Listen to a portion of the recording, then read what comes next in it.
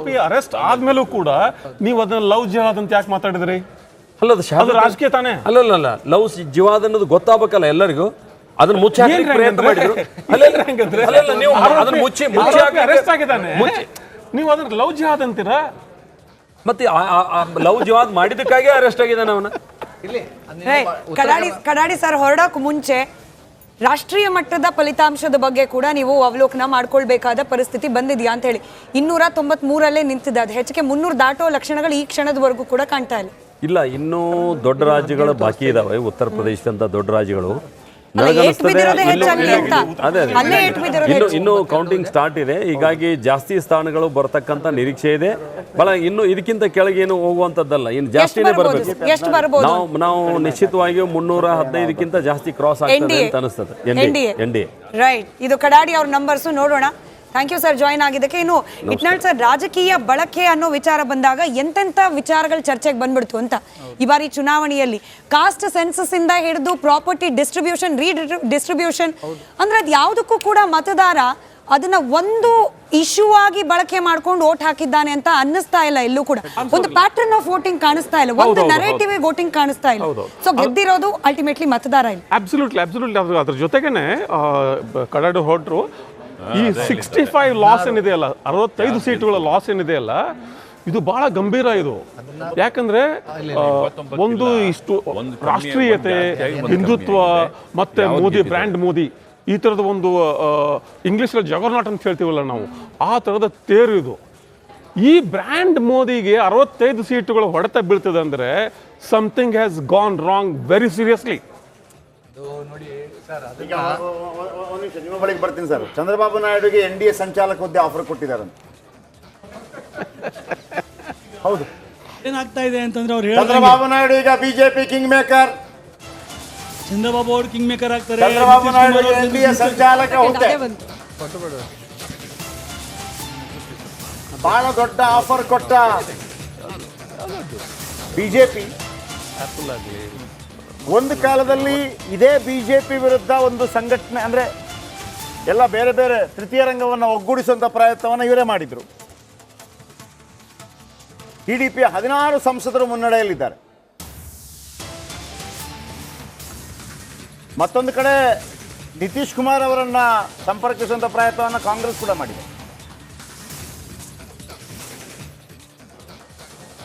ದೊಡ್ಡ ಹೊಡ್ತಾ ಏನಾಗ್ತಾ ಇದೆ ಈಗ ಹೇಳೋದಕ್ಕೆ ನಂಬರ್ಸ್ ಬೀಳಕ್ಕೆ ಸ್ಟಾರ್ಟ್ ಆಗಿದೆ. ಅವ್ರು ಹೇಳಿದ್ರು, ಕರಾಡಿ ಅವ್ರು ಹೋಗ್ತಾ ಹೇಳಿದ್ರು, ಇಲ್ಲ 315ಕ್ಕೆ ದಾಟ್ತೀವಿ. ಇಲ್ಲ, ಇಂಡಿವಿಜುವಲ್ ಆಗೂ ಸ್ವಂತವಾಗಿ BJP ಮಾಡೋಕ್ಕಾಗ್ತಾ ಇಲ್ಲ. ಈಗ ಬೇರೆಯವ್ರ ಸಹಾಯ ಬೇಕಾಗಿರುವಂಥ ಅನಿವಾರ್ಯತೆ ಬಂದ್ಬಿಟ್ಟಿದೆ. ಅದಲ್ಲದೆ ನಂಬರ್ಸ್ ಈಗ ಕೆಳಗಡೆ ಎಳೆಯೋಕ್ಕೆ ಸ್ಟಾರ್ಟ್ ಆಗಿದೆ. ಇನ್ನೂ ಕೊನೆಗೆ 4-5 ರೌಂಡ್ ಇದೆ. ಈಗ ನೋಡಬೇಕು ಯಾವ ರೀತಿ ಚುನಾವಣೆ ಇನ್ನೇನು. ನೋಡಿ, ನಮ್ಮ ಮತದಾರ ಎಷ್ಟು ಪ್ರಬುದ್ಧರು ಅಂದರೆ ಎಲ್ಲ ಈ ಸತಿ ಸೈಲೆಂಟ್ ಸರ್. ವೋಟರ್ಸ್ ಯಾರಿಗೂ ಬಂದು ಯಾರಿಗೂ ಅವ್ರ ಅಭಿಪ್ರಾಯನೂ ಕೊಟ್ಟಿಲ್ಲ. ಯಾವ ಸೆಫಾಲಜಿಸ್ಟು ಹೇಳೋಕ್ಕಾಗಿಲ್ಲ, ಯಾವ ಚಾನಲೂ ಅದನ್ನು ಪ್ರಿಡಿಕ್ಟ್ ಮಾಡೋಕ್ಕಾಗಿಲ್ಲ. ಯಾರು ಇದ್ರ ಬಗ್ಗೆ ಕರೆಕ್ಟಾಗಿ ಇಂಥದೇ ಆಗಿದೆ ಅಂತ ಹೇಳೋಕೆ. ಯಾಕಂದರೆ ಎಷ್ಟೊಂದು ಜನ ಮಹಿಳೆಯರು ಮನೇಲಿ ಕೂತ್ಕೊಂಡು ವೋಟ್ ಹಾಕಿದ್ರು, ಕ್ವೈಟಾಗಿ ಹೋದ್ರು, ಏನು ಯಾರು ಹಾಕಿದ್ದೀವಿ ಅಂತಲೂ ಬಾಯ್ಬಿಡಲಿಲ್ಲ. ಓಕೆ, ಈಗ ನಮ್ಮ ಜೊತೆಗೆ 3 ಜನ ಹೊಸ ಅತಿಥಿಗಳು ಜಾಯ್ನ್ ಆಗಿದ್ದಾರೆ. ಅವ್ರನ್ನ ವೆಲ್ಕಮ್ ಮಾಡ್ಕೊಂಡ್ಬಿಡ್ತೀನಿ. BJPಯಿಂದ ಭಕ್ತರಾಗಿರುವಂಥ ಕಾಂತಿ ಶೆಟ್ಟಿ ಅವರು, JDSನಿಂದ ವೀರಣ್ಣ ಅವರಿದ್ದಾರೆ, ಆಮ್ ಆದ್ಮಿ ಪಾರ್ಟಿಯಿಂದ ಮೋಹನ್ ಅವರಿದ್ದಾರೆ. ಮೋಹನ್ ಅವರಿಂದನೇ ಶುರು ಮಾಡೋಣ. ಶ್ರುತಿ, ಈಗ ಚಂದ್ರಬಾಬು ನಾಯ್ಡು ಅವರನ್ನು BJP ಕಾಂಟ್ಯಾಕ್ಟ್ ಮಾಡಿ ಸಂಚಾಲಕರ ಒಂದು ಹುದ್ದೆಯನ್ನು ಕೊಡ್ತೀವಿ ಅಂತ ಆಫರ್ ಮಾಡಿದ್ದಾರೆ. ಇವತ್ತು ಇಂಡಿ ಒಕ್ಕೂಟನು ಸಂಪರ್ಕ ಮಾಡ್ತಾ ಅಲ್ಲ, ಈಗಾಗಲೇ ಸಿದ್ಧತೆಗಳು ಆಗೋಗಿದೆ. ಈಗಾಗಲೇ ಎಲ್ಲರೂ ಸಂಪರ್ಕದಲ್ಲಿ ಇದ್ದಾರೆ. 3 ದಿನದಿಂದ ನಮ್ಮ ಕಾಂಗ್ರೆಸ್ ನಾಯಕರ ಸಂಪರ್ಕದಲ್ಲಿ ಇದ್ದಾರೆ. 3 ದಿನದಿಂದ ನಮ್ಮ ಇಂಡಿಯಾ ಅಲಯನ್ಸ್ನ ನಾಯಕರುಗಳು ಪದೇ ಹೇಳ್ತಾ ಇದ್ರು, NDA ಅಲಯನ್ಸ್ ಏನಿದೆ, NDA ಅಲಯನ್ಸ್ನ ಮಿತ್ರ ಪಕ್ಷಗಳ ಜೊತೆಗೆ ಈಗಾಗಲೇ ಸಂಪರ್ಕದಲ್ಲಿ ಇದ್ದಾರೆ. ಅವರೇ ನಮ್ಮನ್ನು ರೀಚ್ ಔಟ್ ಮಾಡಿದ್ದಾರೆ ಅಂತಲೂ ಹೇಳ್ತಾ ಇದ್ರು. ಇವಾಗ ಇದು ನೋಡ್ತಾ ಇದ್ದಾನೆ NDA ಸಂಚಾಲಕ ಅಂತ ಹೇಳಿ, ಅಲ್ಲಿ ಅವರಿಗೆ ಮುಖ್ಯಮಂತ್ರಿ ಪ್ರಹ್ಲಾದ್ ಜೋಶಿ ಅವರು ಮಾತಾಡ್ತಾ ಇದ್ದಾರೆ, ಕೇಳ್ಕೊಂಡು.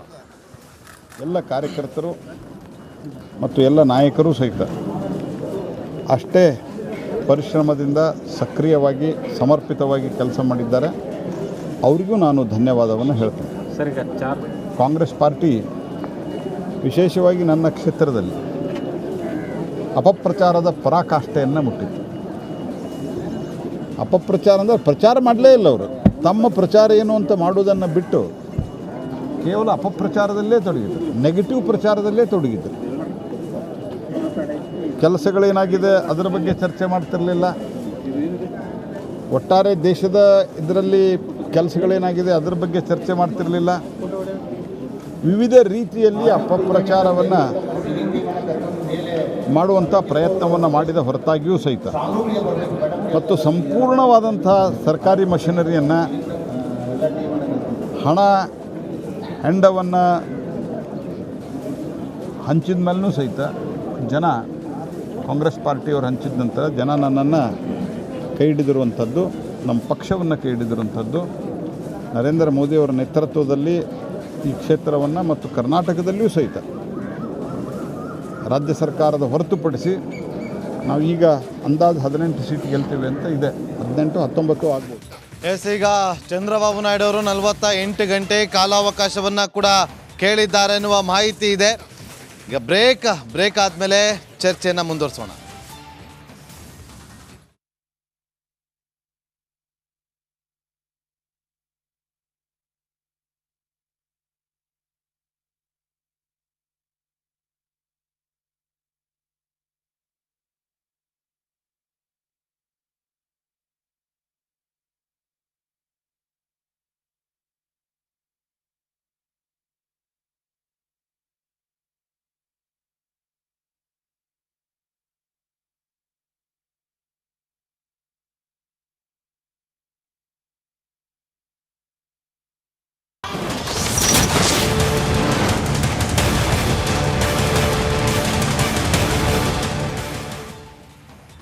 Welcome back. ಈಗಷ್ಟೇ ಪ್ರಹ್ಲಾದ್ ಜೋಶಿ ಅವರು ಮಾತಾಡ್ದನ್ನ ಕೇಳಿಸ್ಕೊಂಡ್ವಿ.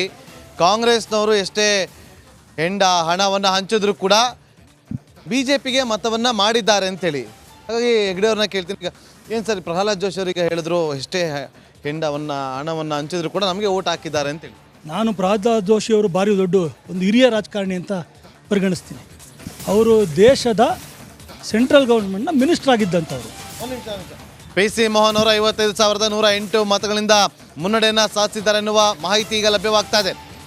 ಕಂಪ್ಲೀಟ್ ಚೇಂಜ್ ಆಗಿದೆ. ಎಲ್ಲಿ ಸರ್ ಕಂಟಿನ್ಯೂ. ಈಗ ಪ್ರಹ್ಲಾದ್ ಜೋಶಿ ಅವರು ಈ ಥರ ಮಾತಾಡ್ತಿದ್ದಾರೆ ಅಂದರೆ ಎಲ್ಲೋ ನಿರಾಶೆ. ಯಾಕಂದರೆ ಅವರು ಸೆಂಟ್ರಲ್ ಗೌರ್ಮೆಂಟಲ್ಲಿ ಮಿನಿಸ್ಟರ್ ಆಗಿದ್ದಂಥವ್ರು. ಅವರು ಇನ್ನೊಂದು 5-6 ಸೀಟ್ಗಳನ್ನ ಗೆಲ್ಲಿಸ್ಬೇಕು.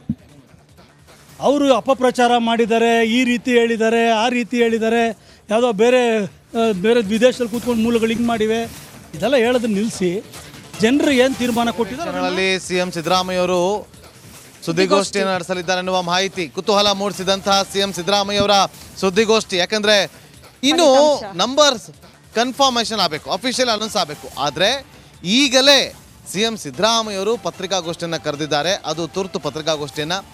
ಈ ಬಗ್ಗೆ ಈಗ ಬಹಳ ಕುತೂಹಲ ಕೇಳಿಸ್ತಾ ಇದೆ. ವೀರಣ್ಣ ಅವ್ರನ್ನ ಪ್ರಶ್ನೆ ಮಾಡಬೇಕಾಗುತ್ತೆ. ವೀರಣ್ಣ ಅವರೇ, 3 ಅದ್ರಾಗೆ ಬಂದಿದ್ದು 2 ಏನು ಎಕ್ಸ್ಪೆಕ್ಟ್ ಮಾಡಿದ್ರಾ? ಹಾಸನ ಈ ರೀತಿಯಾಗಿ ಹೀನಾಯ ಸೋಲಾಗುತ್ತೆ ಅಂತ ಯಾರು ಊಹೆ ಮಾಡಿರಲಿಲ್ಲ. ಈಗಾಗಲೇ ನಾವು ಏನು ಜನತಾದಳ ಜಾತ್ಯತೀತ NDA ಮೈತ್ರಿಕೂಟದಲ್ಲಿದ್ದೀವಿ, BJP ಜೊತೆ ಸೇರಿದ ನಂತರ ಇವತ್ತು ಏನು 19-20 ಬರ್ತಾ ಇದೆ, ಮುನ್ನಡೆಯಲ್ಲಿ ಇದ್ದೀವಿ. ಖಂಡಿತ ಇದು ಸಾಧ್ಯ ಆಗೋದಕ್ಕೆ ನಮ್ಮಿಬ್ಬರ ಪಕ್ಷದ ಶಕ್ತಿ ಅಂದರೆ NDA ಮೈತ್ರಿಕೂಟದ ಶಕ್ತಿಯಿಂದನೇ ಈ ರೀತಿ ಆಗಿದ್ದೀವಿ. ಅಂದರೆ ಕರ್ನಾಟಕ ರಾಜ್ಯದಲ್ಲಿ 28 ಸ್ಥಾನಗಳಲ್ಲಿ 20 ಕಡೆ ಮುಖ ಮಾಡಿರೋದು ನಮ್ಮ ಮೈತ್ರಿ ಇದರಿಂದನೇ. ಖಂಡಿತವಾಗ್ಲೂ ಜನ ಆಶೀರ್ವಾದನ ನಾವು ಸ್ವಾಗತ ಮಾಡಬೇಕಾಗುತ್ತೆ. ಈ ಸಂದರ್ಭದಲ್ಲಿ ಕಾಂಗ್ರೆಸ್ಸು ಆಡಳಿತದಲ್ಲಿ ಇದ್ದರೂ ಕೂಡ ಅವರು ಟಾರ್ಗೆಟ್ 20 ಇಟ್ಕೊಂಡಿದ್ರು, 10 ರೀಚ್ ಆಗೋದಕ್ಕೂ ಆಗ್ತಾ ಇಲ್ಲ. ಈ ರೀತಿ ಅದೆಲ್ಲ ಓಕೆ ಸರ್. ಈಗ ನಾವು JDS ಬಗ್ಗೆ ಮಾತಾಡ್ತಾ ಇದ್ವಿ. ಕೋಲಾರ ಮಂಡ್ಯ ನಿಮ್ಮ ಪಾಲಾಯಿತು, ಓಕೆ. ಬಟ್ ಹಾಸನ JDSನ ಭದ್ರಕೋಟೆ ಅದನ್ನ ಕಳ್ಕೊಂಡ್ಬಿಟ್ರಲ್ಲ ಅಂತ. ಜನಾಶೀರ್ವಾದ ತಲೆ ಬಾಗ್ಲೇಬೇಕಾಗುತ್ತೆ. ಯಾಕಂದ್ರೆ ಅಲ್ಲಿ ನಡೆದಿರೋ ಪ್ರಕರಣಗಳು ಎಲ್ಲರಿಗೂ ಗೊತ್ತಿರೋ ಅಂಥದ್ದೇ. ಆದ್ರಿಂದ ಈಗ SIT ತನಿಖೆ ಬಗ್ಗೆ ಹೆಚ್ಚು ಮಾತಾಡೋದಕ್ಕೆ ಹೋಗೋದು. ಈಗ ಬೇರೆ ಬೇರೆ ಕ್ಷೇತ್ರಗಳಲ್ಲಿ ಕಾಂಗ್ರೆಸ್ 10 ಕ್ಷೇತ್ರದಲ್ಲಿ ಮುನ್ನಡೆಯನ್ನು ಸಾಧಿಸ್ತಾ ಇದೆ. ಅಲ್ಲಿ JDS BJP ಅಷ್ಟು ಹೊಂದಾಣಿಕೆ ಕಾರ್ಯಕರ್ತರಲ್ಲಿ ಆಗ್ಲಿಲ್ವಾಗಾದ್ರೆ?